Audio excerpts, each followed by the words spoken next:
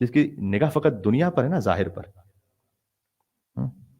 وہی سوچے گا کہ علی بن ابی طالب کی حکومت تو بڑی ڈی اسٹیبلائز رہی، کہاں چل سکی. اور جو دنیا کو آخرت سے جوڑ کے دیکھتا ہے وہ یہ جانتا ہے کہ امام علیہ السلام کا ہر کام امر پروردگار کے تحت ہے، عہد الہی جسے پورا کر رہا ہے، اپنی منشا نہیں. ایک واقعہ ہے کہ قاجاریوں کا جب گورنمنٹ تھی تو اس میں ایک عالم دین تھے ہمارے شیعہ، وہ تہران گئے. تہران میں ان کا مال و اسباب کچھ لٹ گیا اور ان کے پاس کچھ بچا نہیں.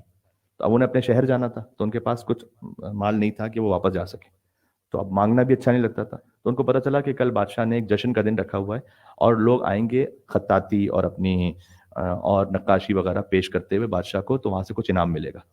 تو انہوں نے کیا کیا، انہوں نے کہا کہ میں لکھ کے کچھ جاتا ہوں، خطاطی ان کی اچھی تھی. تو مولا علی علیہ السلام نے جو خط لکھا تھا نا مالک اشتر کو حکومت گزارنے کے لیے، وہ خط انہوں نے لکھا بڑی اچھی سی خطاطی میں اور لے گئے بادشاہ کی خدمت میں پیش کیا. اچھا، جو بھی اس کو پیش کرتا تھا تو کچھ نہ کچھ اشرفیاں دیتا تھا بادشاہ. تو انہوں نے جب پیش کیا تو بادشاہ نے اس کو پڑھا، سنجیدہ سموہ بنایا، بس ایک خالی شکریہ کہہ دیا، کچھ دیا نہیں. کہا بیٹھ جاؤ سائڈ پہ، بٹھا لیا. کچھ دیر بعد پھر انہوں نے پوچھا، کہا بیٹھے رہو. لوگ چلے گئے. اس کے بعد اس کے جو وزیر تھے انہیں بھی نکال دیا، سب کو نکال دیا.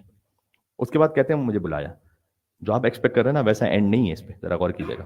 اس کو بلایا اور بلا کے قریب بٹھا دیا اور بٹھا کے کہا کہ یہ وہی خط ہے نا کہ جو علی نے مالک اشتر کو لکھا تھا. کہا جی حضور یہ وہ خط ہے. کہ میں تم سے پوچھتا ہوں کہ کیا علی نے اس پر خود عمل کیا تھا؟ کہا جی بالکل عمل کیا تھا. کہ اگر علی نے خود اس پر عمل کیا تھا تو علی کی حکومت 5 سال سے زیادہ چل نہیں سکی، تو مجھے کیوں کہہ رہے اس پر عمل کرنے کے لیے؟ علی نے تو نعوذ باللہ، علی نے تو شکست کھا لی، تو مجھے کیا فائدہ اس پر عمل کرنے کا؟ اور تم یہ ایکسپیکٹ کرتے ہو کہ جب تم نے مجھے لکھ کر دیا تو میں تمہیں کچھ انعام بھی دوں گا. اب جب وہ قاجاری بادشاہ نے یہ کہا نا تو عالم دین، اب دیکھیں اللہ سبحانہ و تعالیٰ کے نور سے کبھی گفتگو کرتا ہے کوئی عالم، کبھی اللہ عطا کر دیتا ہے. عالم نے کہا کہ اگر تم یہ کہہ رہے ہو کہ علی شکست کھا گئے تھے تو تم نے انتظار کیوں کیا دربار کے خالی ہونے کا؟ سب کے سامنے کہتے مجھے، سب کے سامنے کہتے کہ کیا دیا ہے مجھے کہ جس پر خود علی عمل کر لے تو وہ شکست کھا جائے. تو سب کے سامنے کہتے تم نے انتظار کیا کہ ایک ایک شخص چلا جائے اور تنہائی میں مجھے بڑی آہستہ آواز میں یہ کہا تم نے. اس کا مطلب یہ ہے کہ تم جرأت نہیں رکھتے. آج بھی علی بن ابی طالب ایسا بڑا فاتح ہے، بات پہنچ رہی ہے کہ تم جرأت نہیں رکھتے کہ سب کے سامنے علی بن ابی طالب کے ساتھ شکست کا لفظ جوڑ سکو.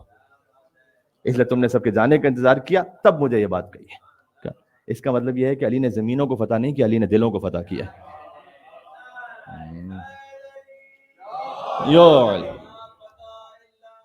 سبحان اللہ.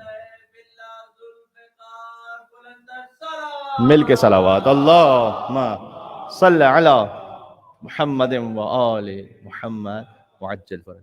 تو کیوں اہل بیت علیہ السلام کی تسلیم رہیں؟ ان کا علم بے خطا، ان کا عمل بے خطا، وہ ہمارے لیے ہم سے زیادہ دل سوز ہیں اور ہمدرد ہیں. اس پہ کبھی اور بات کریں گے انشاءاللہ اس آخری پوائنٹ پر. اللہ سبحانہ و تعالی ہمیں اہل بیت کی معرفت، ان کے اولیاء کی معرفت اور ان کے اعداء کی برات عطا فرمائے اور ان کے ساتھ دنیا اور آخرت میں ثابت قدم رکھے انشاءاللہ سے.